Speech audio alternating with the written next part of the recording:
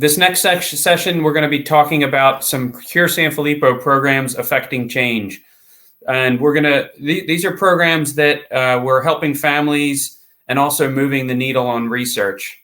We heard yesterday in our introduction about some of these impact of these programs over the years and how important they are, like the caregiver preference study, and more recently, the global clinical guidelines.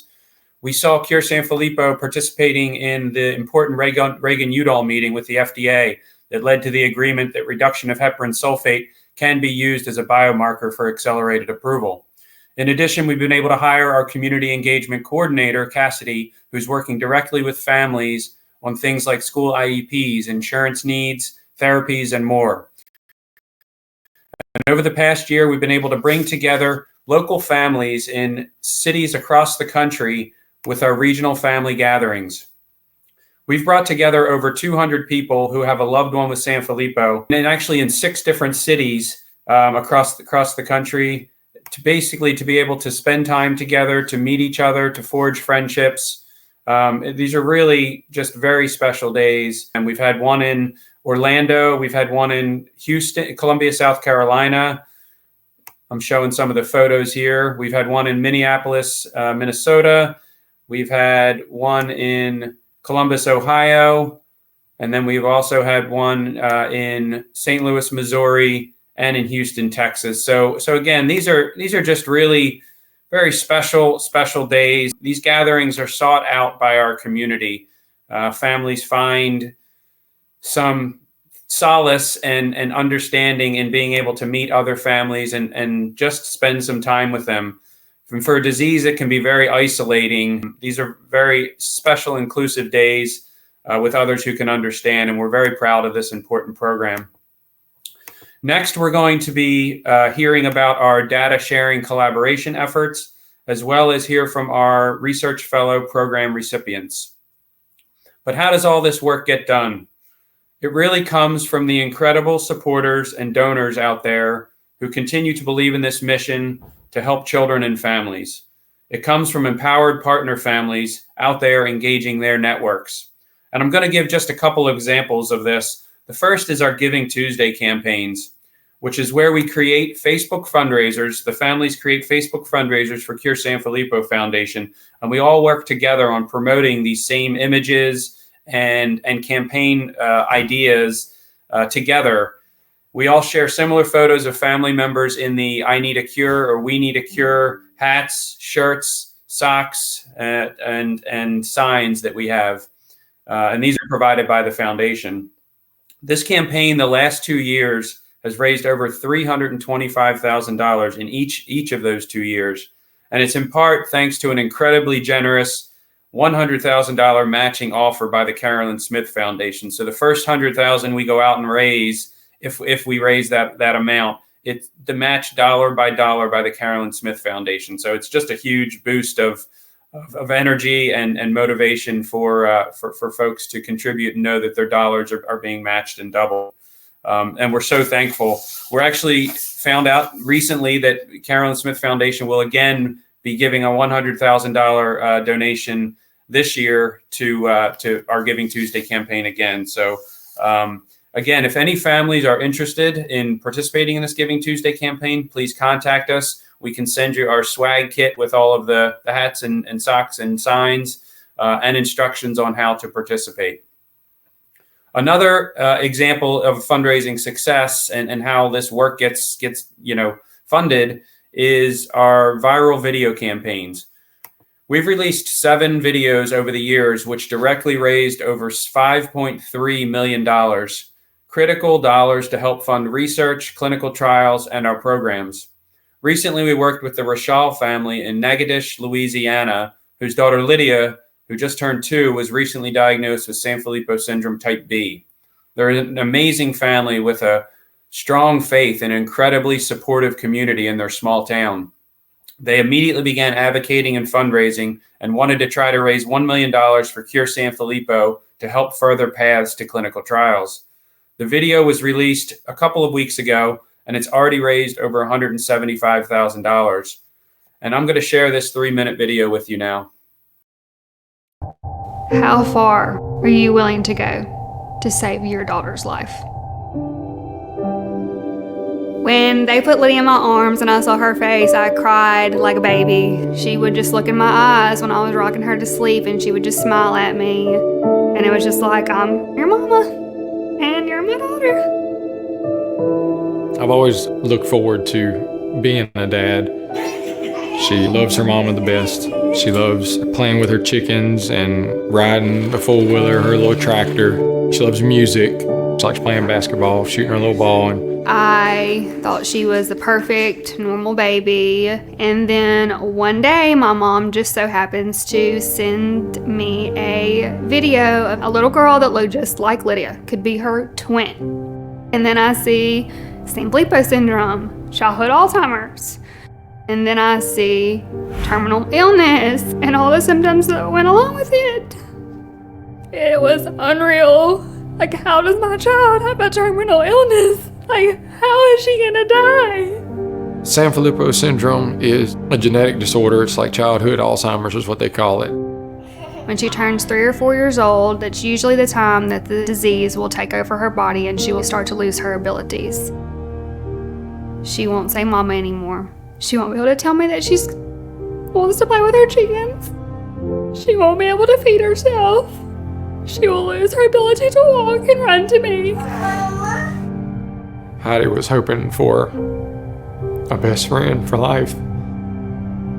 I watch them together. I watch them play together on what life could be like. If only she could get into a treatment before the brain damage begins.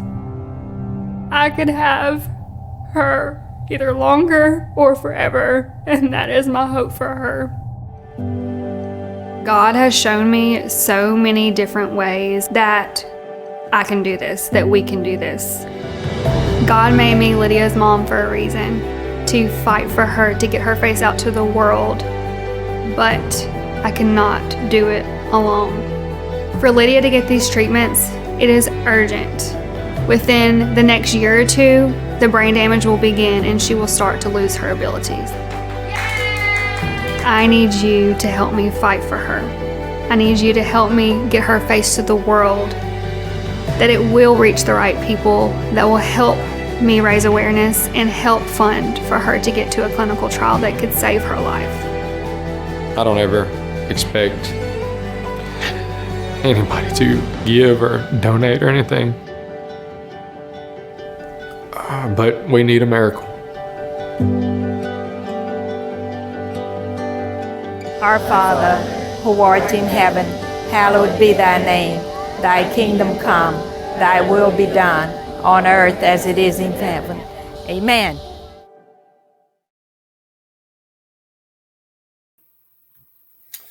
Such a strong family, and just an amazing video. So thankful that they shared that.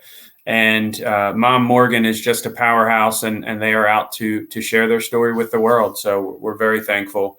Next, I'm going to turn it over to Cara and Jessica Haywood, one of our Cure Sanfilippo's board of directors, and also super aunt to Sadie. And they're going to talk about our data sharing initiative. Okay, so Jessica and I are excited to share an update on our Leveraging Sanfilippo Data Collaborative. This is an effort that began about 2 years ago with the recognition that as a community, we were really struggling to navigate regulatory hurdles and to move drugs through clinical trials and toward approval efficiently. Next slide. We had experienced and have and continue to experience a number of setbacks, over the past decade, with 7 clinical stage programs having been abandoned by clinical sponsors, and 3 preclinical programs shelved and sent back to their academic inventors, so not being further developed. But when we took a preliminary look and analysis of clinical trial listing sites, just to get an idea of what was out there, we were really surprised that over the past 20 years, there have been so many studies done. There really is a wealth of data out there, sitting in silos, not readily accessible for research, for the broader research community. And if we could harmonize and pull all of this data together, we could really leverage what is existing without further burdening the community, and perhaps overcome some of those challenges we've been facing in drug development. Next slide. You know, as parents, we know what's going on in this picture. This is the time course of Sanfilippo, from a young child that's moving all the time, active. You can almost forget that they have Sanfilippo sometimes. It's hard to even believe it. And within 5 years, a few short years, you see those changes, and they're dramatic. But the challenges we're facing in drug development are really inherent to the nature of this disease, is because changes don't necessarily happen over a week or two, or easily within the time frame of a short clinical trial or typical clinical trials, which are, for most drugs, 1 to 2 years. The evolution of these changes occur over many years, sometimes over a decade. We have small patient populations spread all around the world. And our average age of diagnosis is age 4 to 8, when kids already have a lot of disease burden that has been placed on them. And so it is harder to show a larger magnitude effect of treatments. You know, we also struggle with outcomes beyond cognition, which is the standard kind of clinical outcome right now. And many of these studies that are sitting out there might give us insight into other outcome measures that could be useful to determine things like preservation of walking, preservation of eating and drinking ability, those other things that are really important to daily life. Now, since this collaborative began, we have seen really positive movement on the use of biomarkers, and we're very hopeful that that's going to be, you know, a critical tool for us in advancing drug development.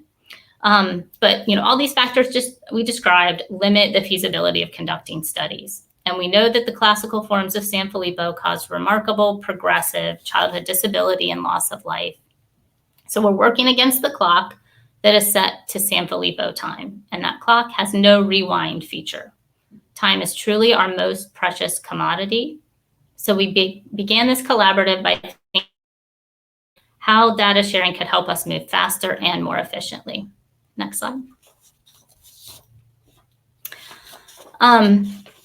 So with this thought, we realized, hey, we need to make sure our community is on board with it. What do they think? Are they bought into this idea? So we went out to stakeholders, you know, companies, doctors, scientists, other advocacy groups, to see what they thought. And indeed, they did feel that this was very important and it was a priority, realizing that pre-competitive data sharing benefits everybody. It reduces burden for patients, reduces burden for sponsors, for example, sharing natural history data sets. And funders like the National Institute of Health were starting to require data sharing just as part of their grant mechanism. So this was on the horizon anyway. Next slide. But maybe more importantly, can you go to the next slide? Oh, we did. This is it. It looks the same. In this question is, do people want to use other people's data? You know, great if it's out there, but if folks aren't willing to utilize it in their own research, that wouldn't have been as helpful. But indeed, folks do want to collaborate, do want to use other people's data. And again, pulling together a more robust external control data set was really kind of top of mind with this. So with these assurances that we're on the right track, we developed a mission and moved forward with convening the community around this effort back in early 2023. And to share more about our work, it's my pleasure to introduce Jessica Haywood. She has been absolutely instrumental in this project, helping with project management and utilizing her background in data analysis, among her many other contributions. And as Glenn said, she has a loved one, her niece Sadie, who lives with Sanfilippo. Jessica's a powerful advocate, and we're so lucky to have her as part of our board of directors at the foundation. Jessica? Thank you, Cara. Good morning, everyone. I'm happy to be here with you today to talk briefly about the Data Sharing Collaborative. Next slide, please.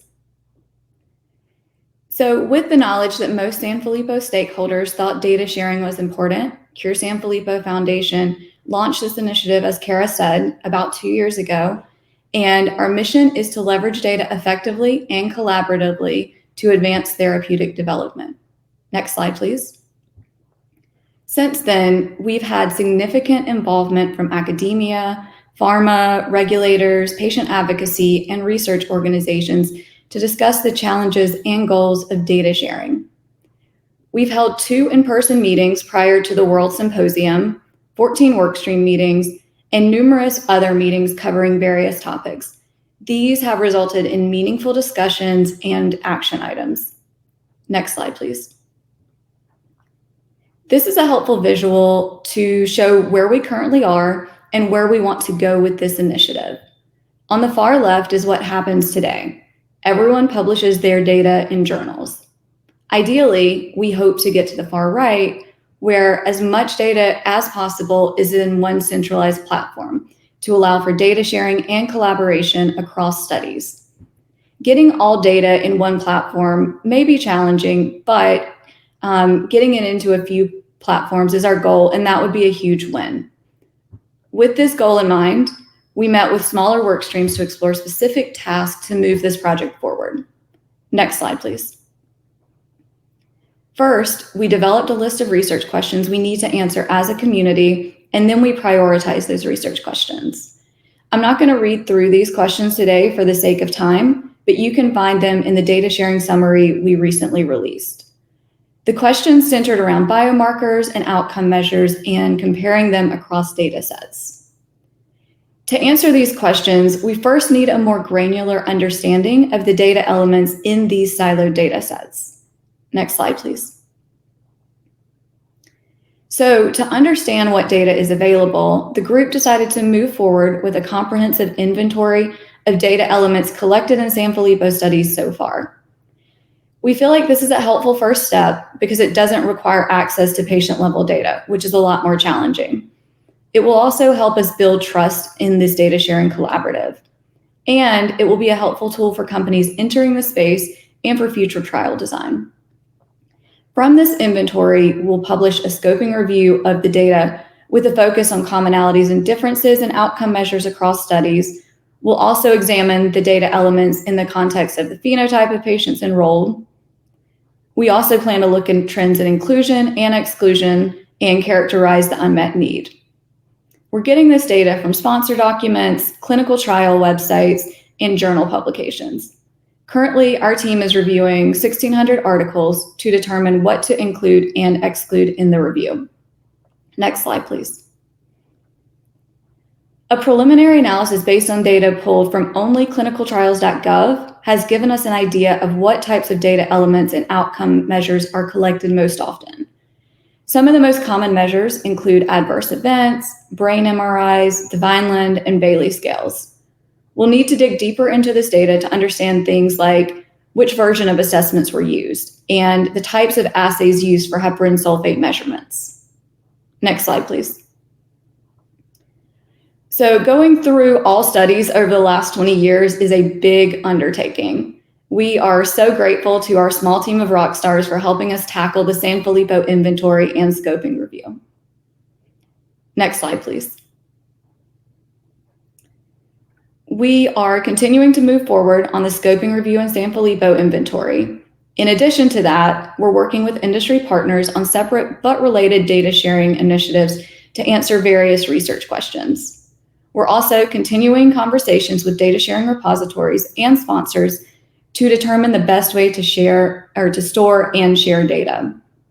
And lastly, we are working with others to develop informed consent data sharing language and a strategy to help reconsent patients in older studies. If you can help with any of the above items, please reach out to us. Thank you. And next, you'll hear from our 2 Cure Sanfilippo Foundation Fellows. We are incredibly proud to support these two exceptional young scientists early in their careers. In addition to their own scientific projects, they have gone above and beyond by making meaningful contributions to Foundation initiatives like the scoping review.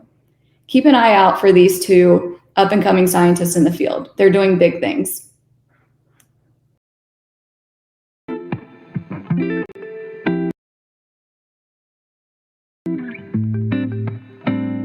Hello, my name is Jonathan Acevedo, and I'm currently a PhD candidate working in Dr. Linda Polgreen's lab, and this is at the Lundquist Institute at Harbor UCLA. Hi, I'm Rafael Badell Grau. I'm a postdoctoral fellow working in Dr. Stephanie Cherky's lab at the University of California, San Diego.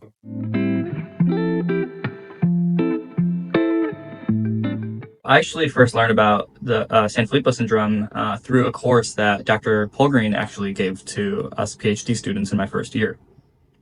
So, to be honest, I had actually never heard of Sanfilippo syndrome, especially given that it's a rare disease. But when Dr. Polgreen was giving this presentation and I was hearing about it, I was just devastated to hear how debilitating this disease is and how relentless it is and how there's no cure for Sanfilippo. I first learned about Sanfilippo syndrome during my PhD at Cardiff University, where I worked on drug screening and drug development for lysosomal storage diseases. I worked across a variety of lysosomal storage diseases, but I had a particular focus on Batten disease.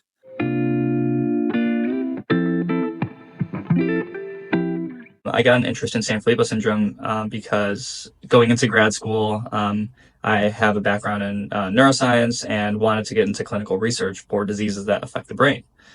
So as I learned about Sanfilippo, I learned that it has a neurodegenerative component to the disease. So that kind of immediately piqued my interest. And additionally, there's another part of me that was interested in it because I also have a family member with a neurodegenerative disease.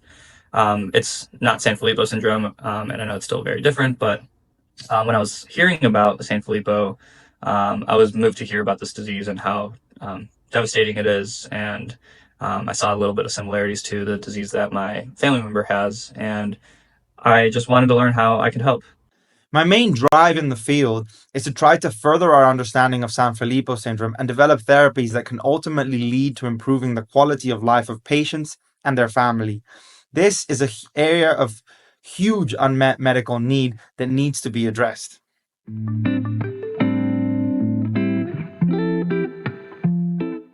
So a part of my work focuses on exploring the neuronal, synaptic, and mitochondrial abnormalities of Sanfilippo syndrome, as well as understanding these mechanisms and using our understanding of these mechanisms as a potential target for a therapeutic.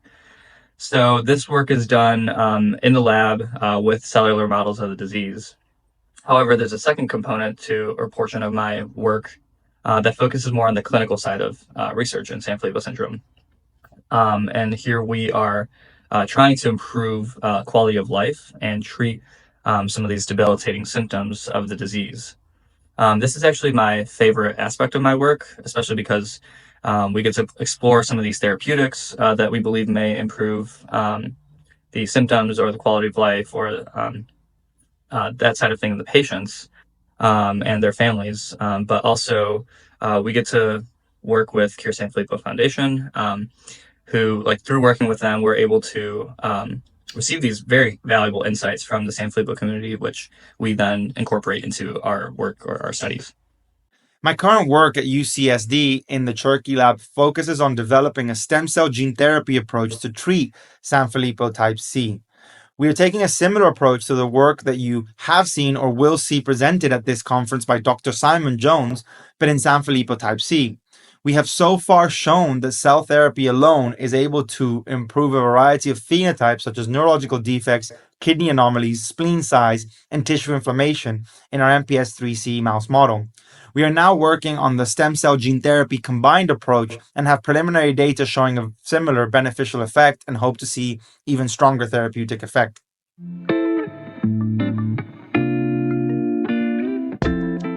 The support of the Cure Sanfilippo Foundation through the fellowship It has been immense to my work, not only because they're able to financially fund the work that we are doing, but also in collaborating with this wonderful organization. We get a perspective from members in the community so that we know what is actually most important to you. So this allows us to actually design our work in a way where we feel it would be most impactful to the community. Cure Sanfilippo has not only supported my work at UC San Diego through financial contribution, which makes the work even possible in the first place, but has also, enabled closer collaboration and enhanced my networking with other researchers in the Sanfilippo syndrome field through meetings such as the Leveraging Data to Advance Sanfilippo Therapeutic Development meeting held just before World this year. These events bring researchers closer together and help us learn from what is happening in the field and better direct our research. Cure Sanfilippo also provided personal support and advice through discussions with people like Cara and through the community they have built through the different workflows, such as the data sharing initiative.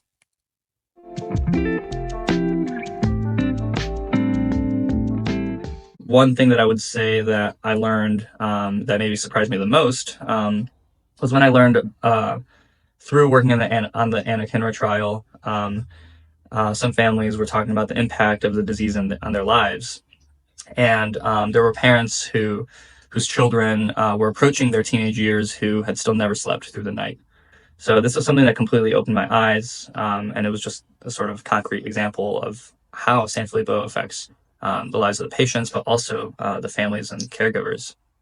As a researcher, sometimes we only see the biology, but foundations such as this allow us also to see the patients and the family aspect and the real life challenges they face.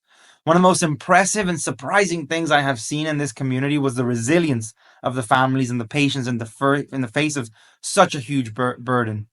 The resilience of this community to come together, to push research forward and improve our understanding of the disease, and to hopefully ultimately lead to therapies that can improve the quality of life of the patients and the families.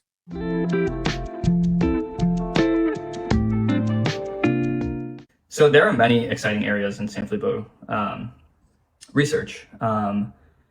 It's really hard to just choose one, but I know I'm a little bit biased, but I think that the work that we are doing, both in the lab and in clinic, could have potentially the greatest immediate impact.